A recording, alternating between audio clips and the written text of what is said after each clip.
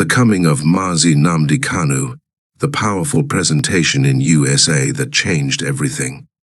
This powerful international presentation is a game changer for the release of Mazi Nnamdi Kanu. After watching this, you will understand the reason we want freedom of our people, and the reasons why our great leader Mazi Nnamdi Kanu is seeking and fighting for the freedom of his people. God bless our great leader, Mazi Nnamdi Kanu, and bless those who made this presentation possible on a global stage. Nigeria import terrorists from all over the world. Right now, there are more than 5 terrorist groups that operate in the country today. Ansaru is in Nigeria. El-Shabaab is in Nigeria. Mieti Allah operates in Nigeria. Fulani bandits operate in Nigeria. Fulani herders that have been named the 4th deadliest terrorist group in the world by the Global Terrorist Watch of West Africa. These terrorist groups operate in Nigeria, and the government of Nigeria provides an enabling environment for them to thrive, for them to do their bidding. They provide them with logistics, money, arms, and then they send them to the eastern region of Nigeria to kill my people and to destabilize the region. That is their goal. And that's exactly what they're doing now. The government tried to kill Mazi Nnamdi Kanu, and he survived and escaped.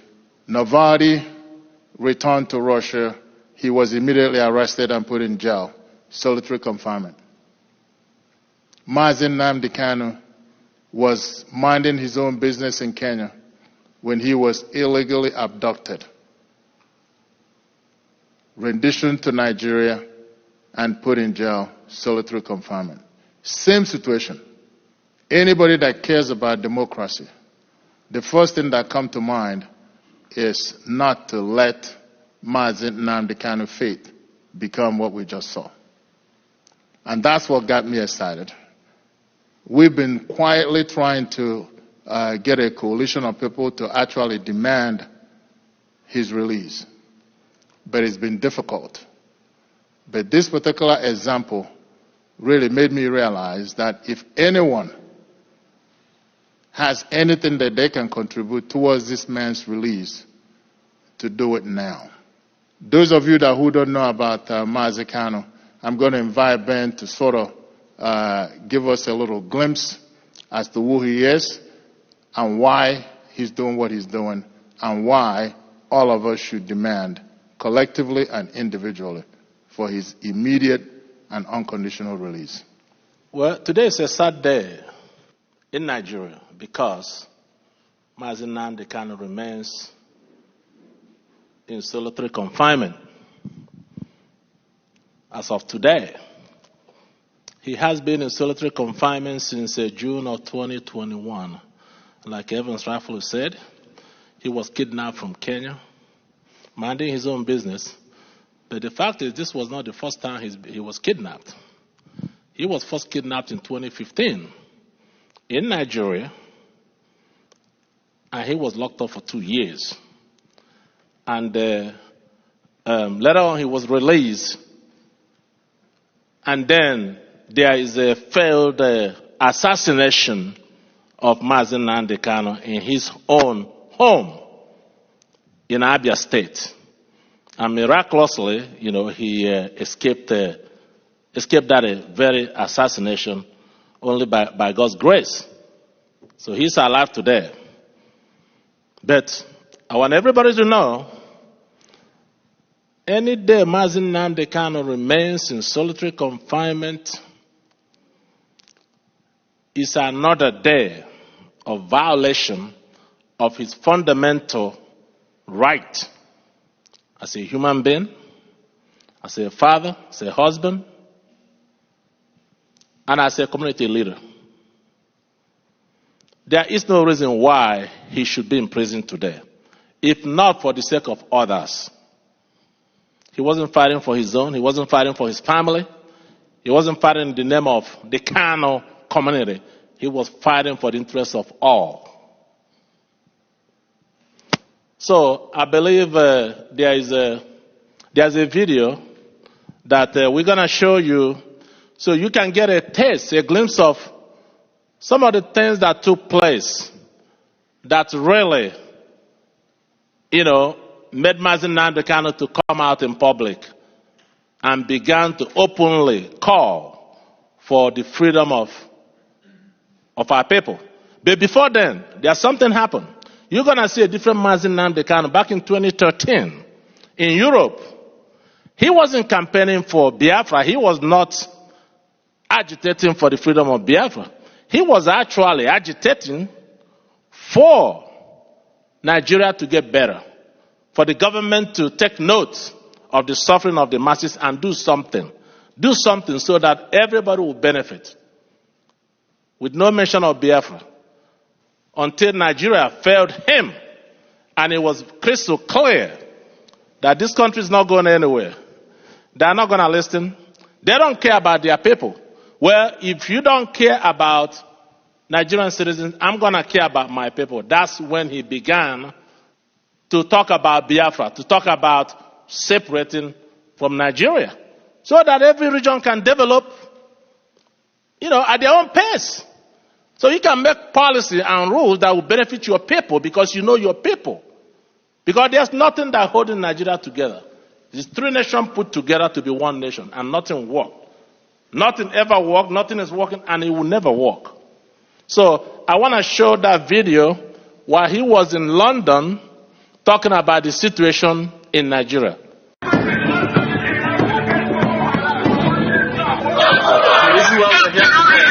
Is to protest the killing of innocent women and children. Those of us in the UK are determined to work with the government for peace. We are determined to work with the international community for peace. But one thing we cannot stomach is a repeat of 1966.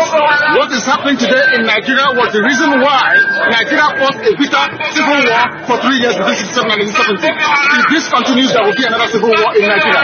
And this time around, no place will be safe in Nigeria. This time around, nobody will be safe in Nigeria. So it is imperative that everybody who has the interest of the country at heart acts now and immediately to stop this nonsense from continuing. The Nigerian government has its own way of dealing with peaceful gatherings it doesn't like. The day began with a gathering of people come to pray for the release from prison of one of their leaders.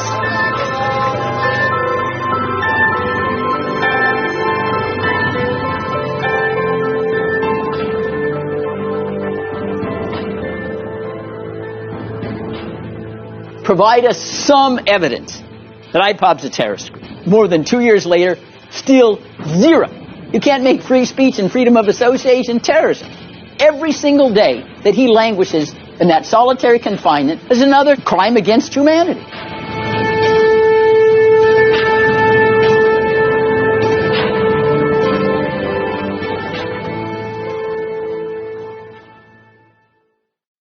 The protest that you saw, where you saw the army shooting people, innocent, unarmed citizens, that took place in 2016. Okay, our people came together, as they have done several years before, okay, to honor their fallen heroes, those that fell in the Biafran Nigerian Civil War of 1967 through 1970. So they gathered, this is a high school. They were not on the street protesting. No. They were not in front of the House of Assembly with placard protesting. No. They were not marching or causing insurrection anywhere. No. They were in a particular place. You have to go through a gate to come into the school premises. That's where they gathered. And that's where the combined forces of Nigerian Army, Air Force, Navy, DSS came in there, took a combat position on the ground, and opened a live ammunition. And at the end of the day, they murdered over 150 young men and women. 150 young men and women. And this was reported by Amnesty International. It was all over the globe. And to make matters worse, they took their body and dumped them in a mass grave where they poured acid on these children so they become irrecognizable. So how could somebody tell me or convince anybody that this is a viable nation that would work for everyone? These are the atrocities that led to the debut of the person of Mazi Nnamdi Kanu that you hear today. And this young man requested for things to get better, build schools, build roads and bridges, build hospitals, so that our women will have a place they can go and receive a proper medical attention. Build recreational centers, build factories. So as young men and women are graduating from school, they have a place where they can be gainfully employed. They don't want to do any of this. But this country will spend money from the oil revenue to import terrorists from all over the world. Right now, there are more than 5 terrorist groups that operate in the country today. Ansaru is in Nigeria. El-Shabaab is in Nigeria. Mieti Allah operates in Nigeria. Fulani bandits operate in Nigeria. Fulani herders that have been named the 4th deadliest terrorist group in the world by the Global Terrorist Watch of West Africa. These terrorist groups operate in Nigeria. And the government of Nigeria provides an enabling environment for them to thrive, for them to do their bidding. They provide them with logistics, money, arms, and then they send them to the eastern region of Nigeria to kill my people and to destabilize the region. That is their goal. And that's exactly what they're doing now. These are the things that brought out Mazi Nnamdi Kanu. If the country was working, you may not know who Mazi Nnamdi Kanu is. It wasn't working. And it's never going to work. Not the way the country is presently constituted. When he was out, people say you're calling for war, you want to war, you're causing problem.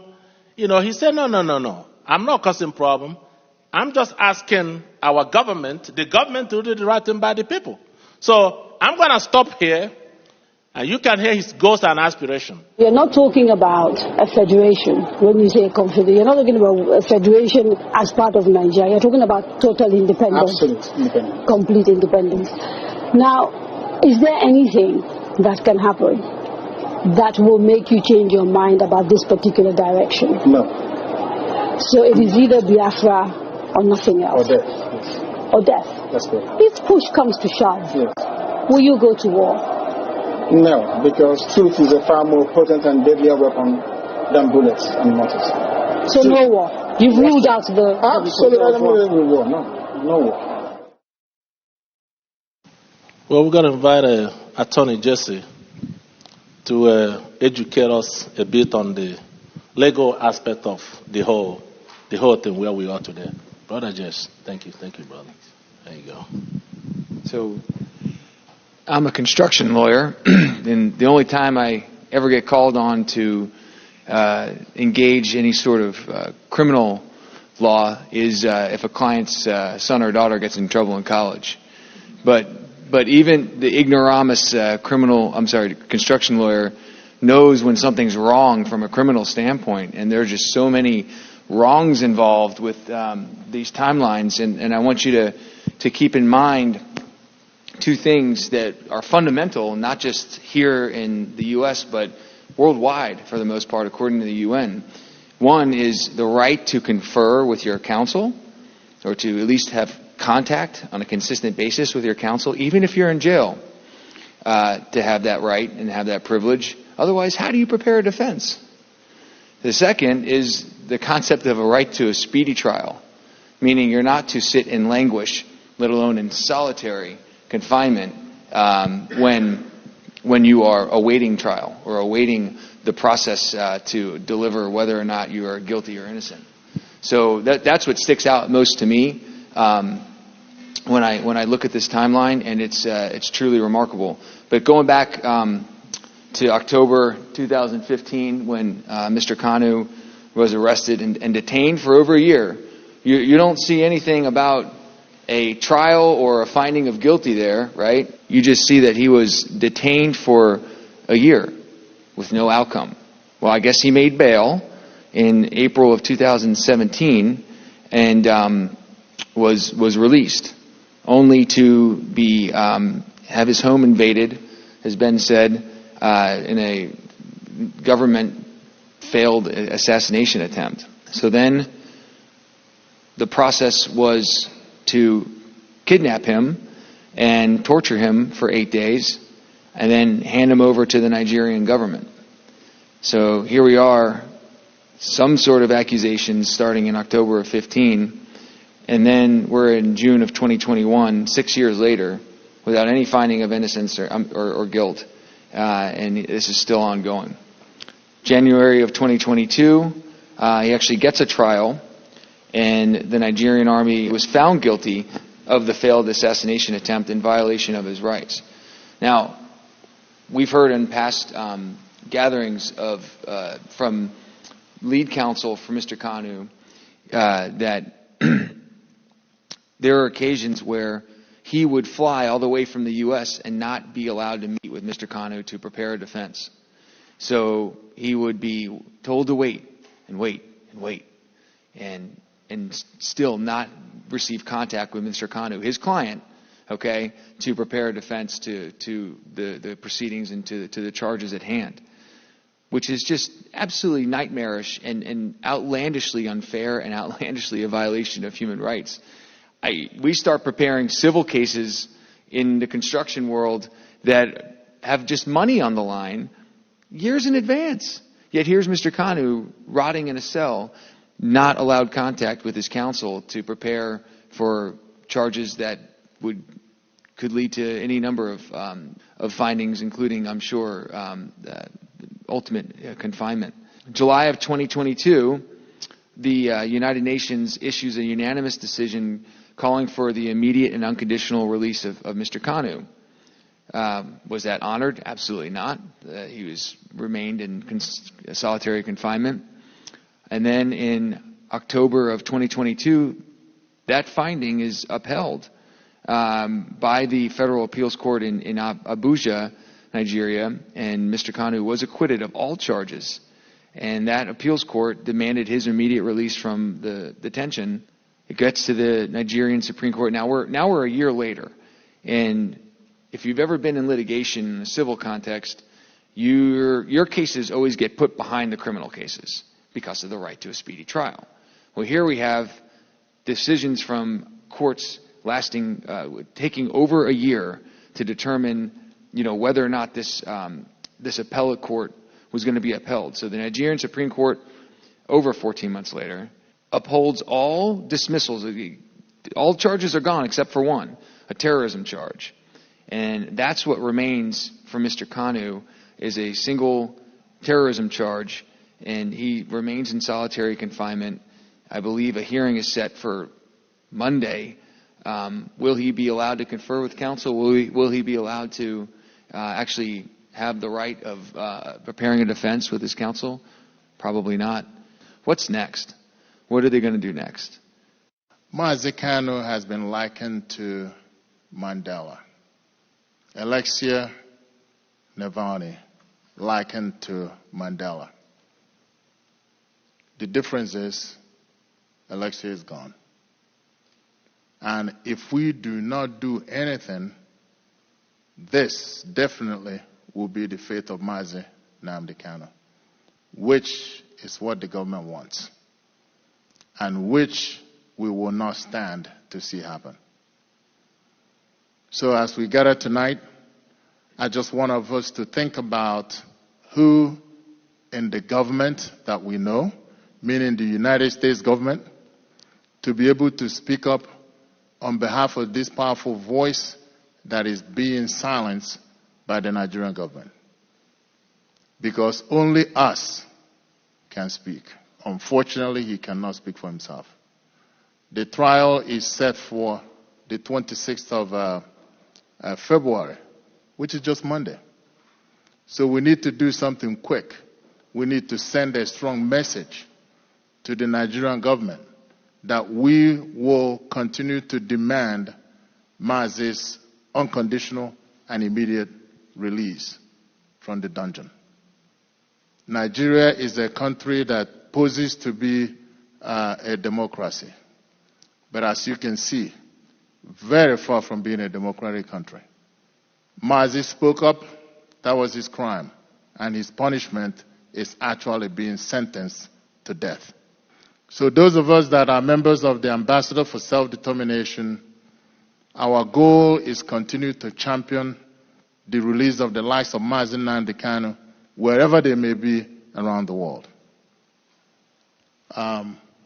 I think we've walked the halls of Congress, and we need more voices to rise with us, which I believe is going to make a strong difference.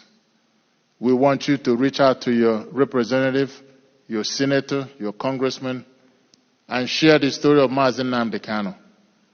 We need to send that voice collectively and even individually, however way we do it, to the Nigerian government before this important trial.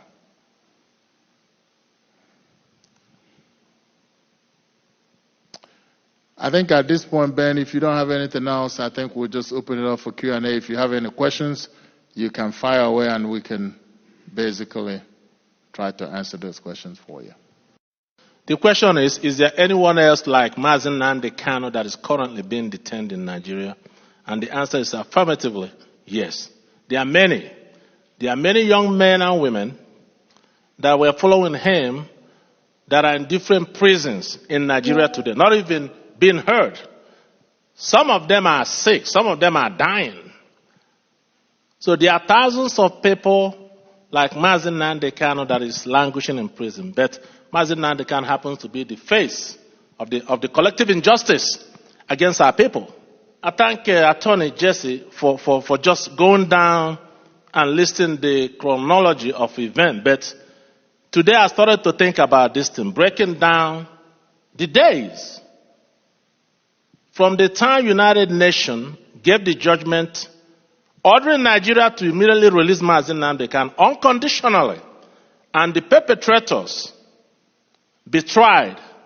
That is a whopping 580 days. Not from the time he was kidnapped, from the time the United Nations looked at the case, over 9 months of study, of investigation, and came out with a unanimous decision that this man should be released.